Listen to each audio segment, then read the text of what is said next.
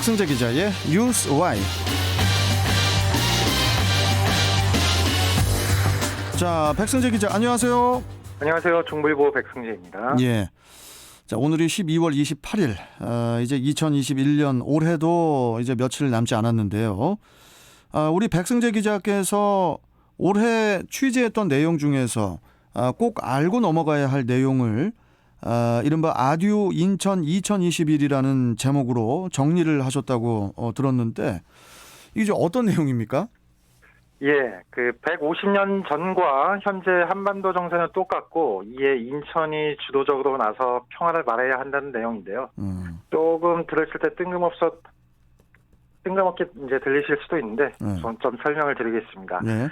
150년 전인 1871년 6월 10일 한반도와 미국 간 공식적 관계가 첫 시작됐습니다. 150년 전에 미국과 어떤 일이 있기는 했느냐가 궁금하실 텐데 바로 신미양요입니다. 첫 공식 관계가 전투로 시작된 건데요.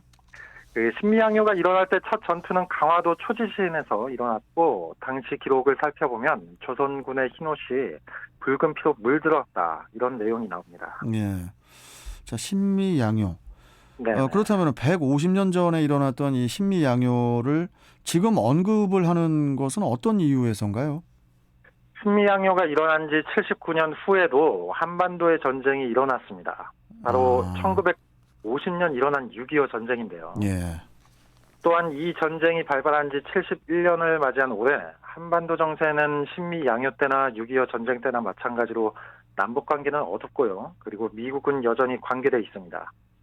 문재인 정부 들어서 표면적으로는 2019년 2월 베트남 하노이 북미 정상회담이 노딜, 그러니까 합의를 보지 못한 채 끝나 악화됐는데요.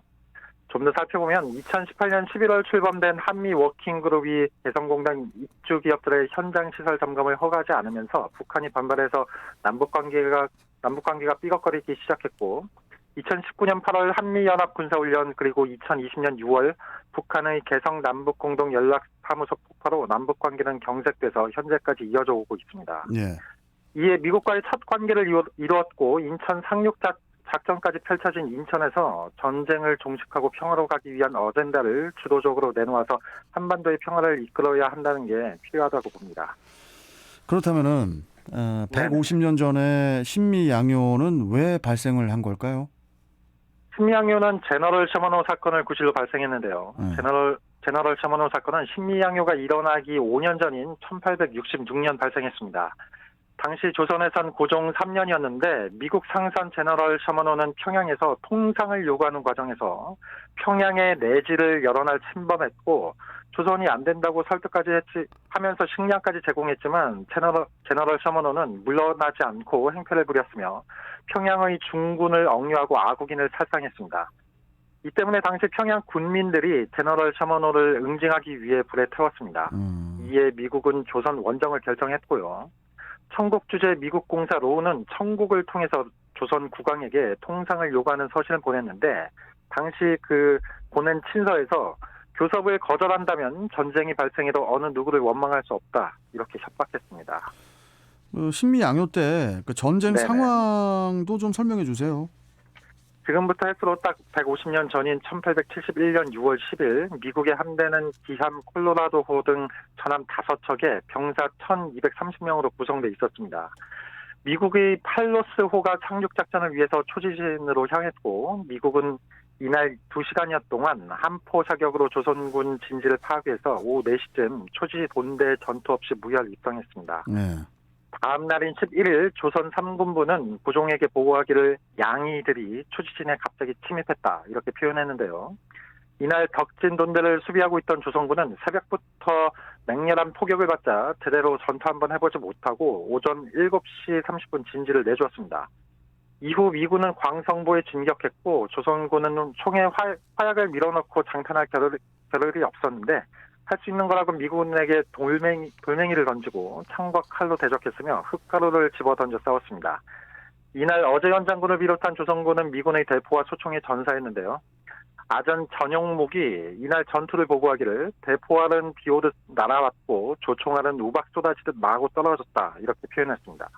그리고 12일 미군은 퇴각했는데 인천문화재단은 미군이 일방적으로 이긴 전투에서 퇴각한 것은 당시 미국이 1861년부터 65년까지 진행한 남북전쟁을 끝내고 전후복구 시기였기 때문에 조선과 대규모의 전쟁을 일으키기엔 예산과 인원이 부족하다고 판단했기 때문이라고 설명했습니다. 예. 뭐 예산이 부족해서인가요? 미국이 네네. 그때 당시 이제 조선에 그 처음 준 선물이 네네. 바로 그 맥주를 다 마시고 남은 맥주병이라는 얘기가 있던데 진짜 네네. 진짜 그렇습니까? 예, 맞습니다. 참 가슴 아픈 이야기인데 예. 신미양요가 일어나기 전인 5월 30일 인천부에 있는 관원이 작약도와 괴리어도 사이에 정박한 미군 함대를 방문했습니다.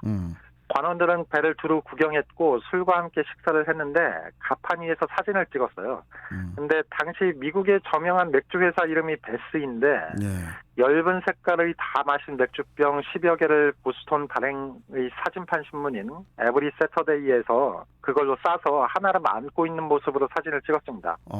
이 사진을 자세히 좀 살펴보면 인천부 관원이 미소 짓는 모습을 볼 수 있는데요.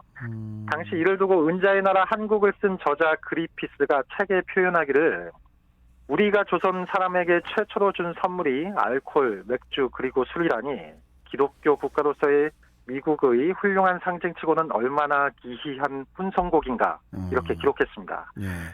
저 개인적으로 당시 조선인 입장에서 맥주병이 신기해 보였을 거라고 뭐 생각은 되지만 예. 하지만 지금이나 현재나 당시나 현재나 다 먹고 남은 술병을 선물로 주고 사진까지 찍게 했다는 것을 보니까 매우 씁쓸하고 150년 전이나 현재나 상황은 다르지 않다고 생각합니다. 예. 알겠습니다. 자, 오늘 말씀 잘 들었습니다. 고맙습니다. 네, 고맙습니다. 네. 자, 뉴스와이 중부일보 백승재 기자였습니다.